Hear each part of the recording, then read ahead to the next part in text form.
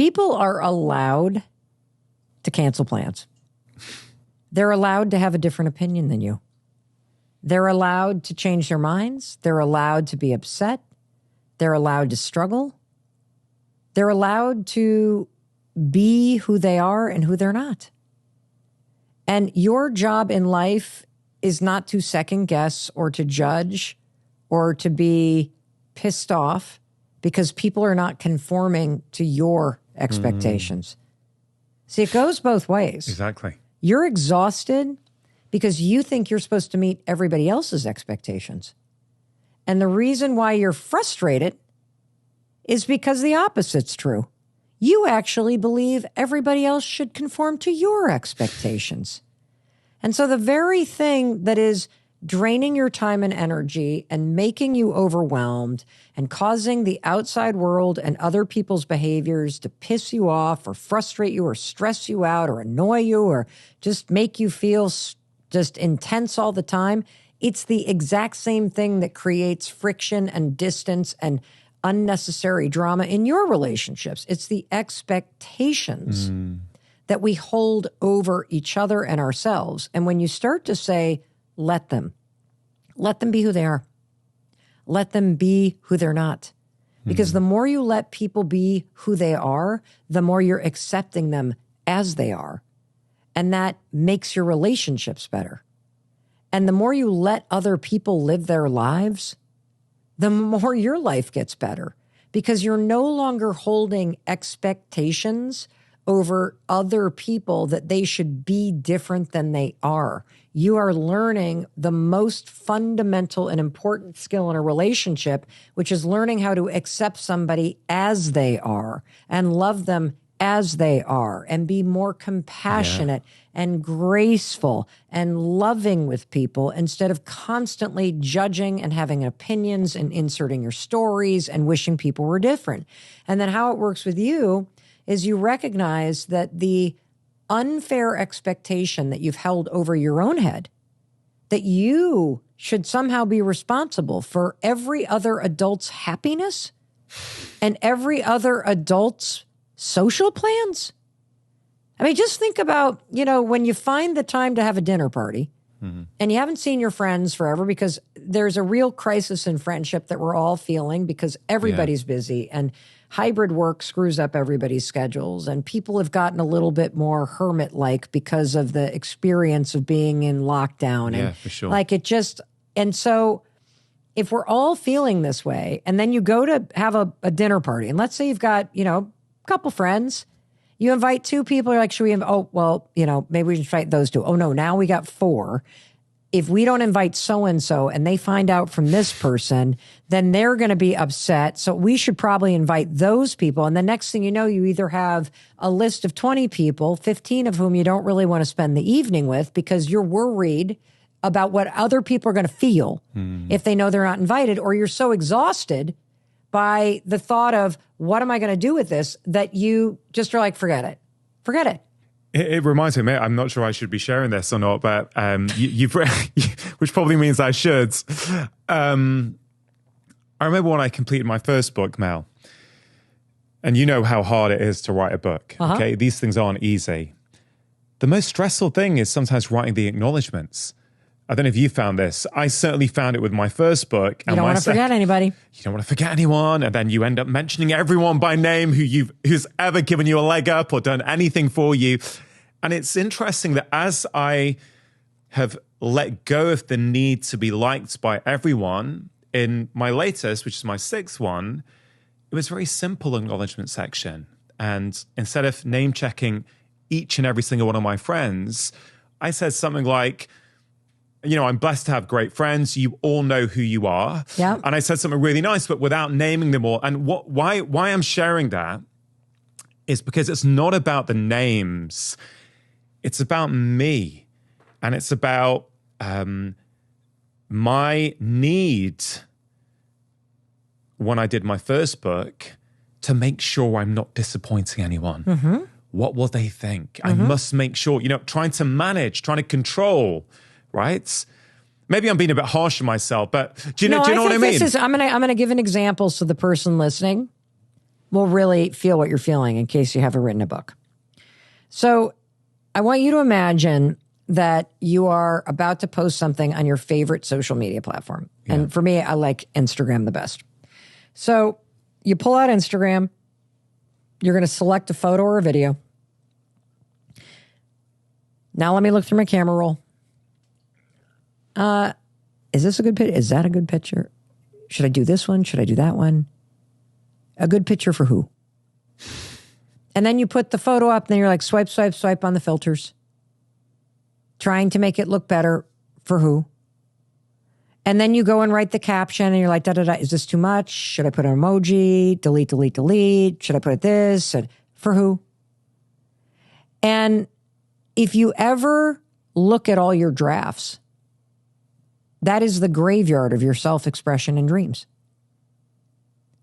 When you do the simple act of trying to share something online, which, let me just remind you, your social media is not for your friends. It is not for your mates from university. It's not for your it's for you. It's for your self-expression. If you're in business, it's a marketing channel. And here you are editing yourself because you believe that there's a certain photo or a certain way to write a caption that is going to guarantee that another person is going to like you or share. Like, you have given all the power to another human being. You will never be able to control whether they follow you, unfollow you, share it, save it, like it, whatever. Comment. You will never be able to control that or guarantee it. And yet, in that moment before you hit post, that's all you're considering. And then what ends up happening is you get so stressed out and frustrated, you hit draft, and all the drafts are evidence of how often this has happened. And then once you do post, what do? You go back and you check it obsessively to see, like, okay, are people like, they're not, and if you don't, and then you're deleting it. And so this is what I'm saying about this very sneaky and destructive habit that we have, where we give the power to somebody else and we don't even realize we're doing it. And we give control to things that are beyond our control and then spend all this time and energy trying to ensure that our behavior somehow guarantees it's no. Yeah. It's a form of betrayal, isn't it? Yes, it is. In fact, the example you just used there, if you play this out, not only can you not control who's going to like that post or not, or the image or what you've written, okay? So you're playing an unwinnable game. Yep. But then the follow-on point from that is you've done something very dangerous. Let's say you have changed your self-expression in order to get validation from other people, and you get that validation. Yep. In some ways, that's even worse, because now you know that the way to get validation from others is to change who you are. Just look at every woman that posts on social media with their breasts out and their ass in the camera. You're getting positive reinforcement for that. And look, if that's your form of artistry, go for it. But I would be willing to bet that 99.9% of those accounts that are actually real human beings and not bots are actually a deeply insecure person who is seeking very toxic attention and getting it. Proving your point exactly. And look, here's what I'm going to say. Let them. If that's how they want to live their life, let them do it. Let me say something very pointed and provocative to challenge the person listening who may be doing that, who deep down knows that this is not the life you want to be leading. This is not the attention you actually want, that there's deeper work to do and you are trapped. And here's the thing, no one's going to come and fix this. At some point, you're going to have to wake up and understand that any change you want to make is on you. And all of the time, all of the energy that you're pouring into seeking validation from others, chasing their opinions and their likes and, hoping that people are going to be happy with you and you're going to win them over, all of that is a waste of your precious life. You need to take all that time and energy back and really assess for yourself. At the end of the day, when I'm laying on my deathbed and I look back, I want you to be proud of yourself. Yeah. I want you to look back. I want you to be surrounded by people that you love and that love you back. I want you to see the time that you had and go, wow, I really used the time that I had in a way that makes me proud. And so if you're not in that moment and you can't authentically say, I am proud of who I am proud of the way that I spend my time, I'm proud of how I start my day and take care of myself, then wake the fuck up and make changes because you can. Yeah. In fact, one of the top regrets people have on their deathbed is, I wish I lived my life and not the life that other people expected of me. Yes. Well, that's question number 3. Yeah. Question number 3. What is stopping me from living my life the way I want to live it? Yeah. You are. No one else is stopping you. You are stopping yourself because you are making other people a problem. You are looking at other people's success and you think it is an example of your failure. You are looking at other people and you think they are the source of your happiness. You're looking out there for the validation that you need in here. Yeah. And this is why, look, again, nobody gets sober until you first stop drinking. You will never take control of your own life until you first stop trying to control everyone and everything out there, what they think, what they do, all of it. And you pull it back and you focus on you and figuring out what's going to make me proud of myself. What kind of person do I want to be? What do I want to think about this? What do I want to do in response to this? On the subject of only we're the ones who can make changes in our own life and get us out of a hole or change where we are, it kind of leads on to question 4, right? So question 4 out of these 5 questions that you've been asking yourself and you encourage us to ask ourselves is, why do I procrastinate and overthink every decision? So the procrastination, as you know, Dr. Chatterjee, is a stress response. Yeah. And if you think about any of the research around fight or flight, there's a third stress response, which is freeze.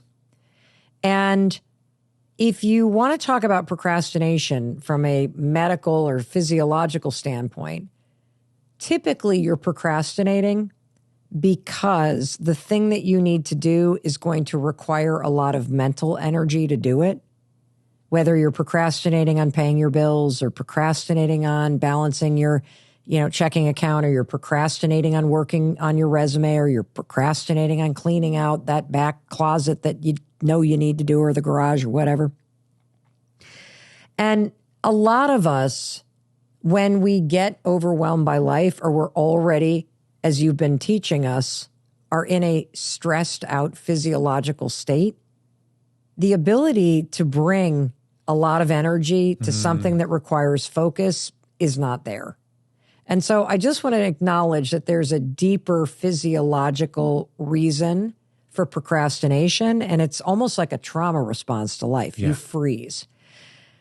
The overthinking and the going up in your head has a lot to do with the fact that, again, when you've got to do anything in life, or you're thinking about things that you want to do, you immediately consider how other people are going to react to it.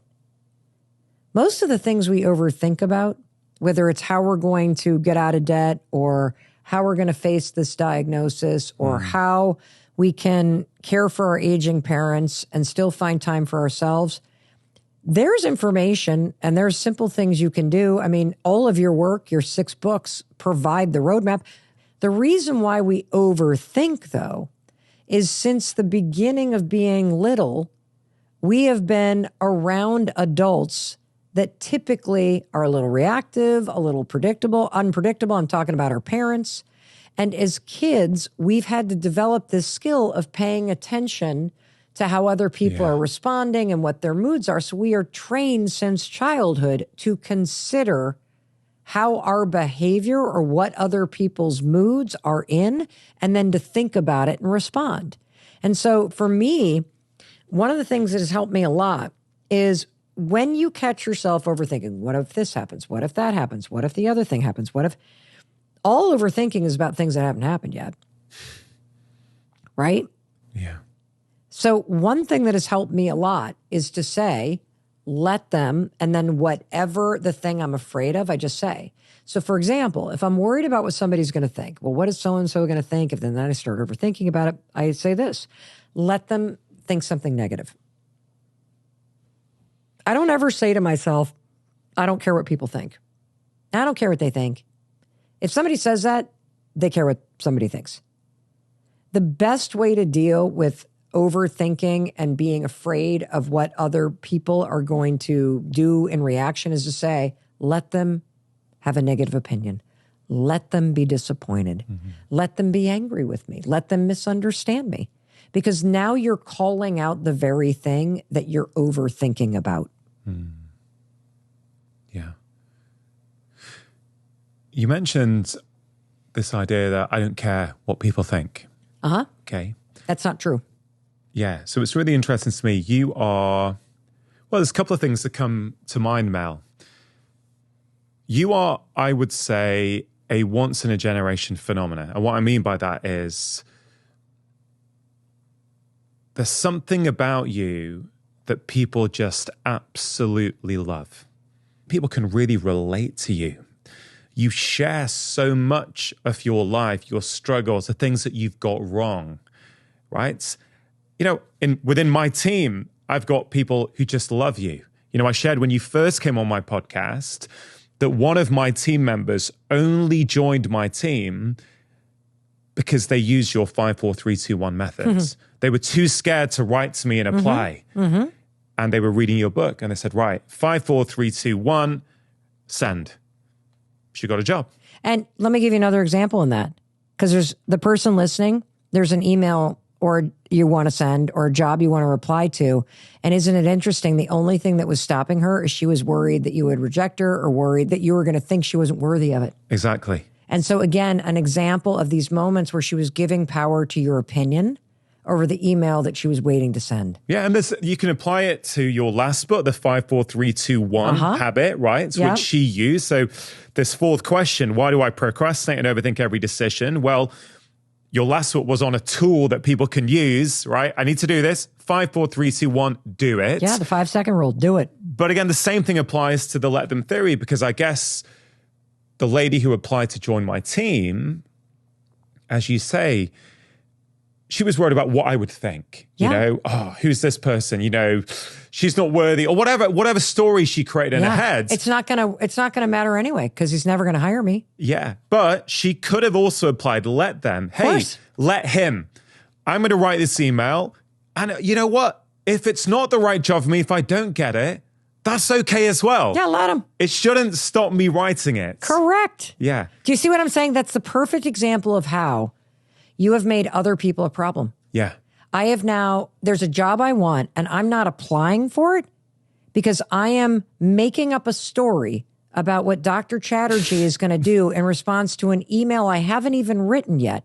And so I have now put Dr. Chatterjee's made up action that I can't control in between me and the action I could actually take to land my dream job. Yeah. How fucking sad. It's ridiculous on many levels, because if you even think about it through the lens of time, the amount of time and energy we waste, like we said before, right? Thinking about other people's opinions, actually writing the email, sending it, would probably take 10% maximum of the time that is spent. Should I? Shan't I? Oh, I'm not sure. I don't think I'm the right person. They probably want someone more experienced. Do you know what I mean? It's like, when you look at it rationally, it's absolutely crazy. But I've shared with you my view. Why do you think so many people resonate with you and your message?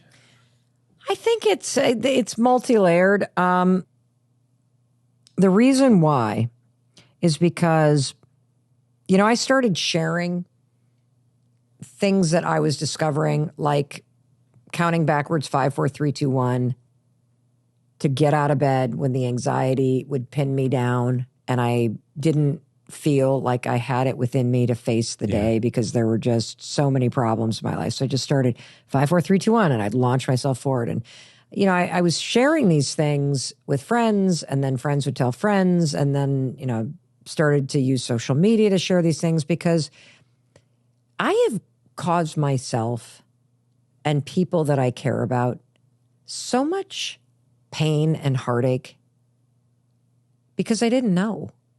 Sorry to interrupt. If you're enjoying this video and you want to learn more, then do check out my free special guide, which contains the 6 crucial steps you need to take in your life to not only build healthy habits, but also to make them stick. If you want to get hold of this free guide, all you have to do is click on the link in the description box below. I didn't know what my problem was. I didn't know what I could do differently. I didn't know why I was trapped in these really negative thinking patterns or these really self-destructive patterns of behavior that hurt me or that hurt other people.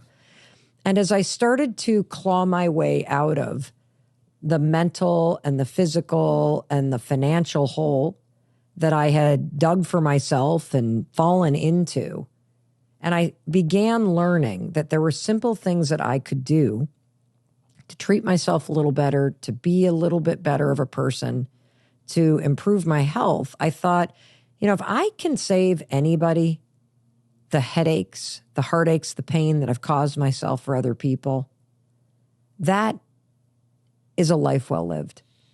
And every time I've shared something, whether it is the simple story that everybody on the planet can relate to of going to a friend's home that is a hell of a lot nicer than yours, and the very childish but normal reaction that you have and the conflict that you feel, if I can actually tell that story and it makes you stop beating yourself up for being a horrible friend and it helps you to understand that there's something deeper there for you to learn, then that painful experience has value and meaning for me and for you. And, I never, ever will get too far away from the painful things to forget that I'm just trying to share things that help move the needle in a normal person's life. Yeah. And I think the relatability comes from the fact that even in this wild, incredible, just unimaginable, like I can't on some level even believe that I've gone in 15 years from alcoholism, almost divorce, almost $800,000 in debt, liens on the house, unemployed, to building what I've built and changing who I am. Like at my core, I know I've always been a really good person, but there was so much crap that had built up and so much evidence that I had based on bad toxic behavior on my part that I lost that connection. And so I just feel like I still have the same values. Like what I want now is I want more free time. I want to see my friends. I want to spend more time with my husband. I want to spend more time with my adult kids and my aging parents. I live in a tiny, small town. I have no interest in the big, shiny bullshit that, people may think is part of hosting what is right now the #1 ranked podcast in the world on Apple Podcasts. Yeah. And I think it's very cool that as a 54-year-old mother of 3, I stepped into the podcast space, and this show is not only making a difference, it is dominating globally. Yeah.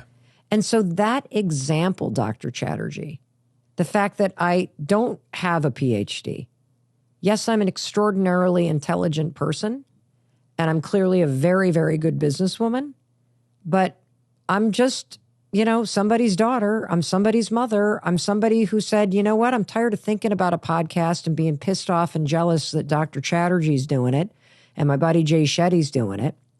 And I'm just going to do it.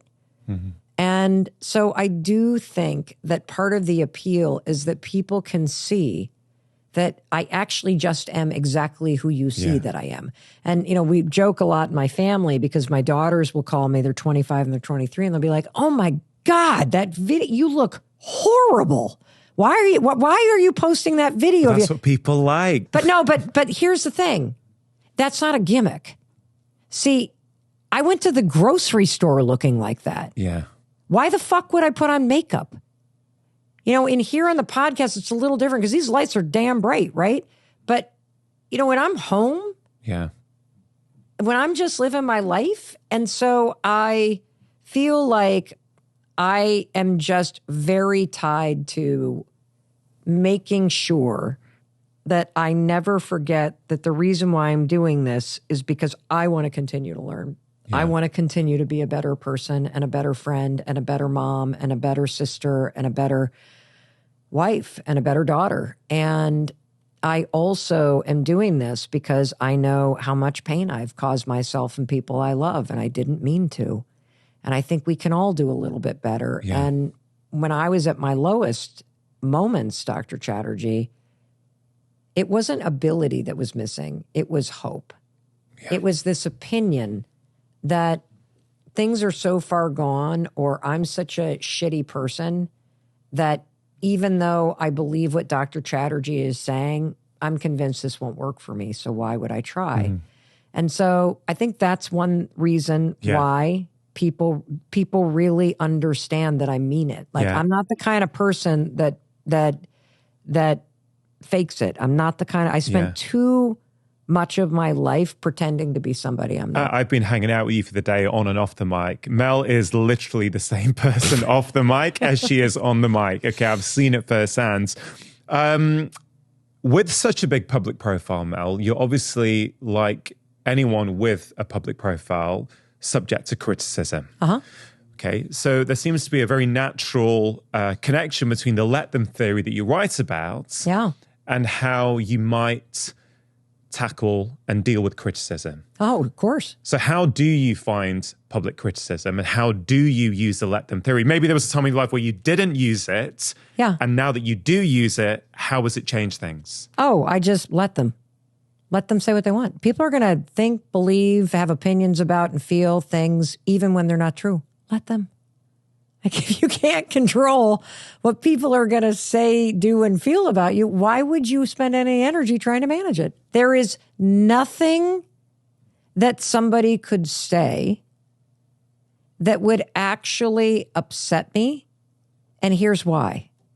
I know the truth of who I am. And I know the truth behind the intention of what I do and why. And so people can have whatever opinions they want. They can write whatever they want. They can comment whatever they want. Let them. It's so liberating. I hope, like, if people don't have negative opinions, then I'm not saying anything of interest. See, somebody that comes at you, Dr. Chatterjee, he's a quack. This advice is so stupid. Who needs a medical degree? People attack the messenger and the message that they actually would probably be saved by. The biggest criticisms that I get is typically kind of snarky comments around how simple it is. Like, I remember when the New York Times wrote an article that was largely very, very positive. Same thing with Time Magazine. The only kind of negative vibe in it was that, this is kind of profoundly stupid and simple stuff. She's saying, count backwards, 5, 4, 3, 2, 1, whatever. Here's the thing for me. Let them. Because if the only thing that you're able to question is the simplicity, then you don't even understand the complexity of issues that keep people stuck. Yeah, exactly. And you don't understand the reason why somebody deeply relates to me. I understand how hard your life is. I understand how overwhelming things are. The last thing anybody needs in today's world is somebody being intellectual and trying to be smarter than you. Yeah. Because you're already carrying the weight of the world.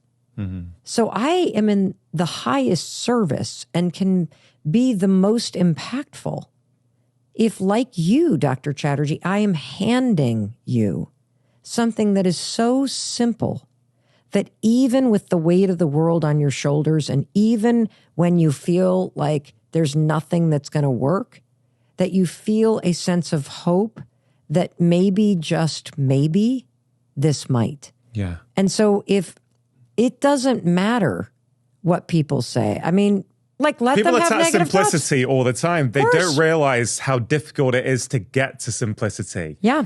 You know, I've experienced similar things myself. I'm sure you and it's have. like simplicity is how you help people make changes. When you make it complicated, so you have to do this and track this and do this and do this. Right. Who does it? Very few people. And here's the thing. When somebody is able to make something look easy, whether they make a podcast look easy, or they make a speech look easy, or they make their marriage look easy, or they make the fact that they're in good health look easy, or they make the process of change look easy, what you know when it looks easy is that there was an extraordinary amount of hard work that went into making it easy.